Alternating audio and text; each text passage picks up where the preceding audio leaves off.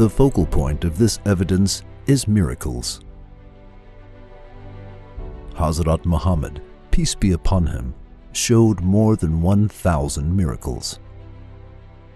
Splitting the moon into two with the sign of one finger, throwing dust at the enemy soldiers with his hand and dust entering the eyes of the enemies, flowing of water between his fingers, animals talking to him, giving information about the things that will happen in the future, and those things occurring exactly as he informed, trees talking upon his order, and confirming his prophethood, and hundreds of similar miracles.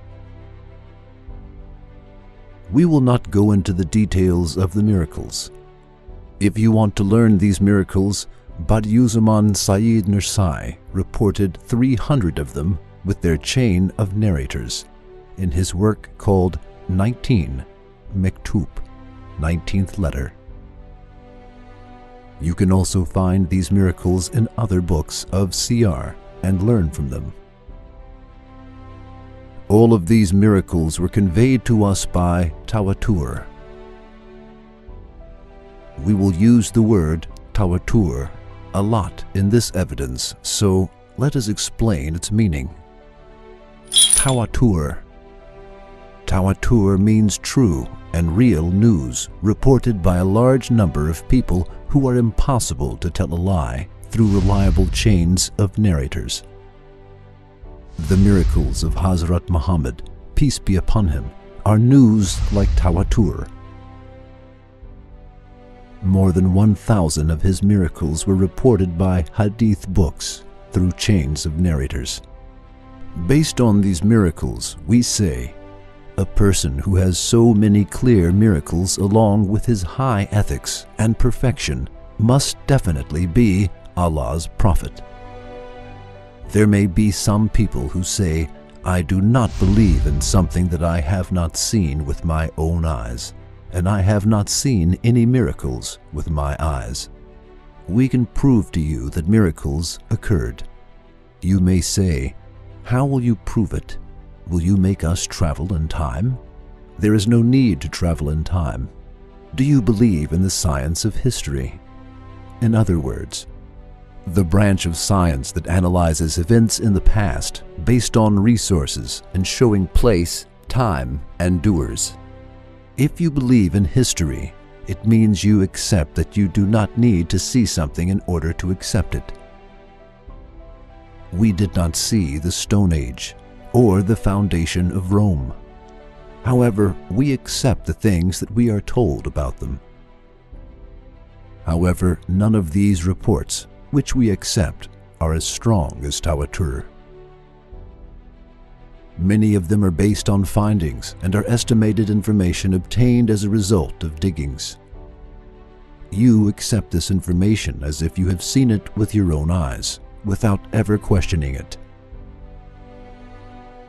When you read history, you never use the phrase, I do not believe in it since I have not seen it with my eyes, which you say about miracles.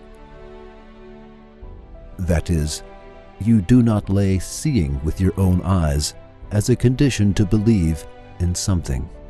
Since you do not lay seeing with your own eyes as a condition, you have to accept the existence of miracles.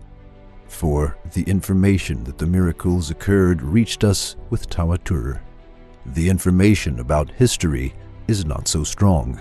That is, there are two ways. You will accept the existence of miracles as you accept the science of history. Or you will deny the science of history and ignore everything that you have learned up till now.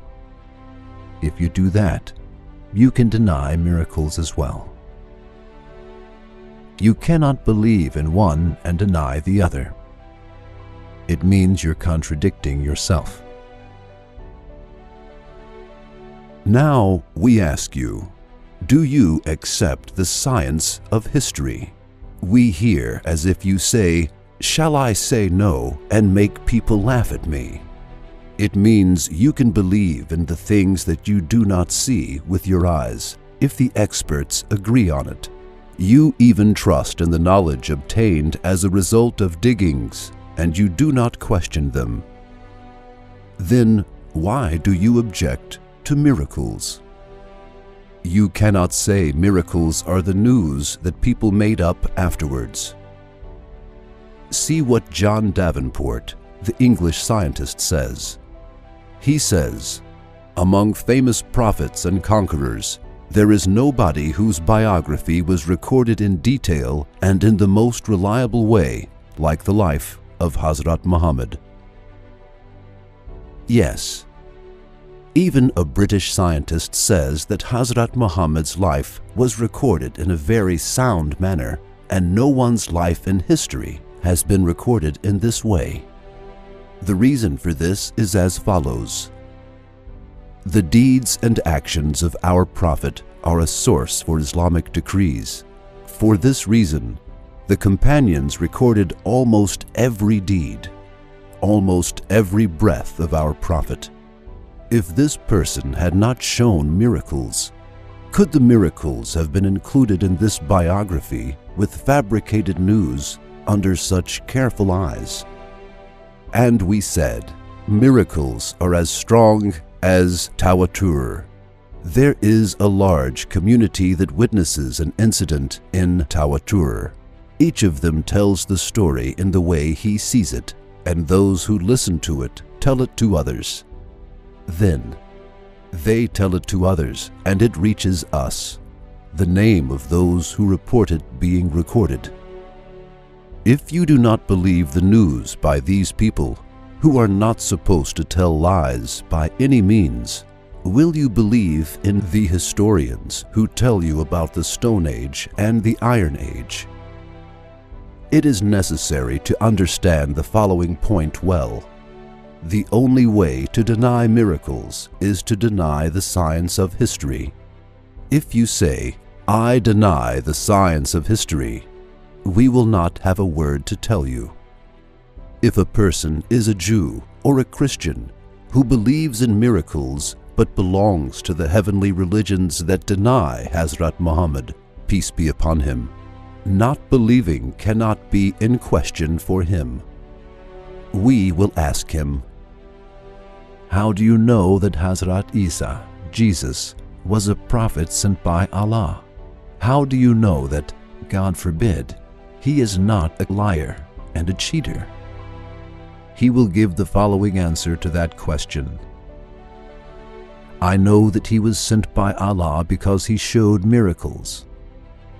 For example, he resurrected birds, healed ill people, blew into the bird sculpture he made from mud, and the bird revived and flew away by means of his prayer. And he showed many other miracles just like these." We will state the following for that answer. It means you believe in tawatur, that is, the news that is impossible to be wrong and that is transmitted by a powerful congregation. For you did not see the miracles that were shown by Jesus, and you did not witness them personally, but you believe in those miracles. It means you accept the news that is as strong as tawatur. Then you have to believe in the prophethood of Muhammad, peace be upon him, because the miracles that were shown by Muhammad, peace be upon him, reached us by tawatur. If you believe in tawatur, you have to believe in these reports. If you say, "I do not believe in tawatur," you will have no words to say about the miracles of Jesus, for you did not see any miracles of him with your own eyes, and you were not with Jesus when those miracles occurred. In that case, there are two ways. You will deny tawatur and say, "I do not believe what I have not seen with my eyes, and these reports are fake." In that case, you have to deny Jesus too. Or you will accept tawatur as evidence, As a result of this acceptance, you will have to believe in the miracles of Muhammad, peace be upon him, just as you believe in the miracles of Jesus. The third way is to accept Tawatur about Jesus, but not to accept it about Muhammad, peace be upon him, which is a contradiction. It cannot be accepted by justice and conscience. In that case, you will not have any word to say for the miracles of your prophet. That is, you cannot prove the prophethood of your own prophet. It is an undeniable fact that Hazrat Muhammad, peace be upon him, has better and higher miracles that are accepted as a basis for prophethood than all of the previous prophets. That is, to accept miracles related to Hazrat Isa, Jesus, Hazrat Musa, Moses, and other prophets, but to deny miracles related to Muhammad, peace be upon him, who showed miracles superior to those of the other prophets with the permission of Allah, is an attitude that cannot be shown by fair people. We complete the evidence of miracle here. We refer those who want to know more than 1,000 miracles of the Prophet Muhammad to the related books of history and siyar. We particularly recommend the work 19, Mektup, 19th letter, written by Badiuzzaman Said Nursi.